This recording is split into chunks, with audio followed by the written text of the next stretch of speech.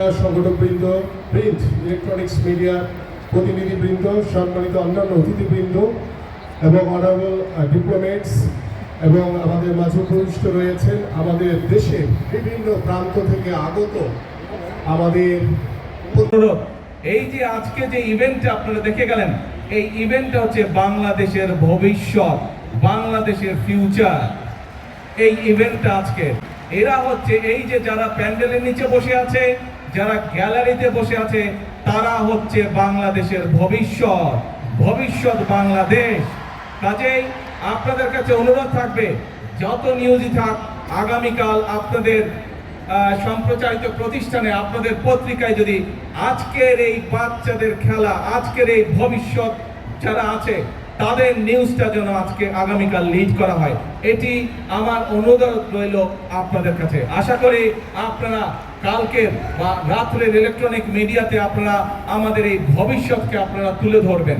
আমাদের বাংলাদেশ, আমরা অনেক সমস্যায় আছে বাংলাদেশে, আমরা সেটি অস্বীকার করছি না, কিন্তু এই সমস্যার পাশাপাশি আমরা দেখতে পাচ্ছি যে বাংলাদেশকে আমরা কোথায় নিয়ে যেতে পারবো। প্রিয় বন্ধুরা, আমরা জানি তোমাদের যে স্কুল কলেজগুলো আছে, স্কুলগুলো আছে, অনেক তোমাদের সঠিকভাবে বসার ব্যবস্থা নেই, অনেক স্কুলে হয়তো ফ্যান ঠিকভাবে নেই।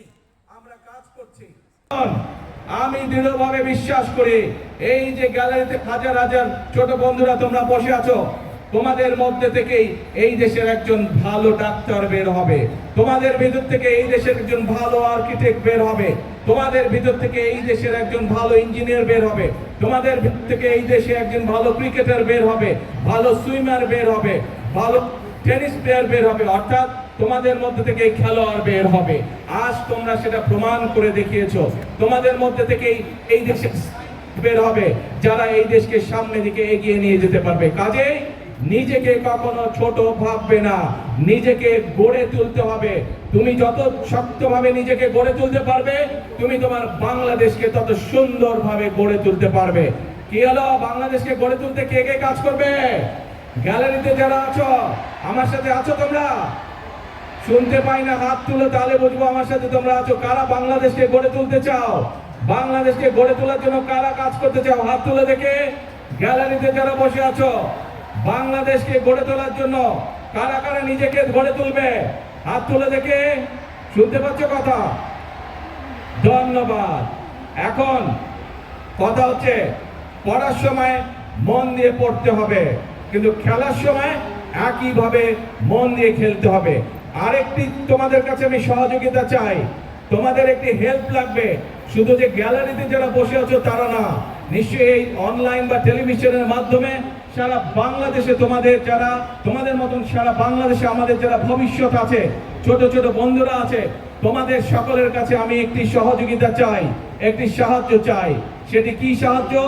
এই দেশটা আমাদের সকলের দেশ, এই দেশের আলো, এই দেশের বাতাস, এই দেশের পরিবেশ আমরা সকলে মিলে যদি ঠিক রাখি, তাহলে আমরা একটি সুন্দর পরিবেশে থাকতে পারবো।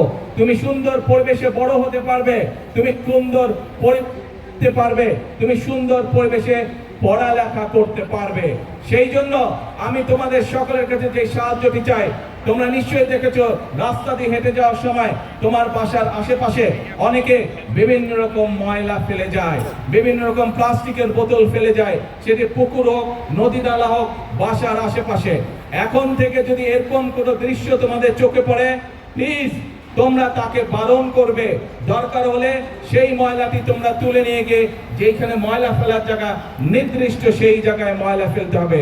আরেকটি কাজ তোমাদেরকে করতে হবে, কেউ যদি পুকুর, নদী নালায় ময়লা ফেলে, যদি তুমি পারো বন্ধুদেরকে সাথে নিয়ে সেই ময়লাটিকে পরিষ্কার করবে, যাতে আমাদের পরিবেশটি, আমাদের নদীর পানি, পুকুরের পানি যাতে পরিষ্কার থাকে, যাতে সেখানে মানুষ সুন্দরভাবে হাঁটাচলা করতে পারে বা মানুষ সেখানে বসতে পারে পুকুরের পাড়ে।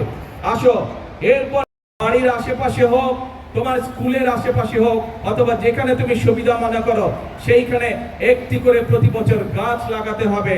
গাছ যদি আমরা লাগাতে পারি, আমাদের পরিবেশটা সুন্দর হবে, পরিষ্কার হবে, আমরা সকলে মিলে বুক ভরে শ্বাস নিতে পারবো। এবং আরেকটি কাজ তোমাদেরকে করতে হবে, আমাদের কিছু কিছু মানুষ আছে যারা প্রকৃতির প্রতি, বিভিন্ন পশু পাখির প্রতি অত্যন্ত নির্দয়। দ্বিতীয়, এরপর মেডেল ক্রেস্ট ও প্রাইজ মানি গ্রহণ করবে মারিয়া, অঞ্চল ঢাকা, স্থান প্রথম।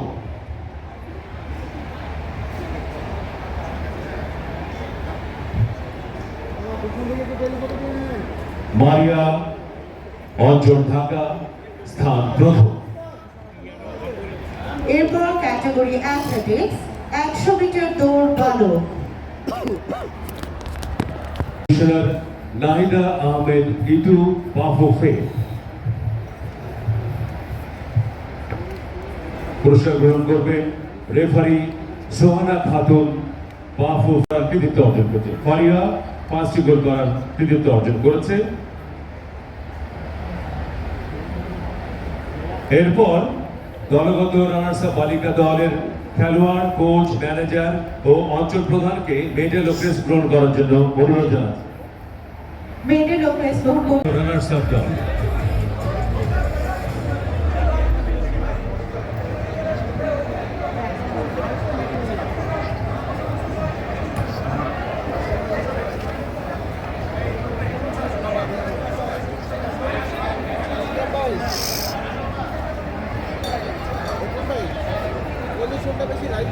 মণ্ডলী, আমরা দেখতে পাচ্ছি মাননীয় প্রধানমন্ত্রীর সাথে ফটো সেশনে অংশ নিচ্ছেন কাবাডি বালিকা চ্যাম্পিয়ন ও রানার্স আপ দলের সদস্যরা।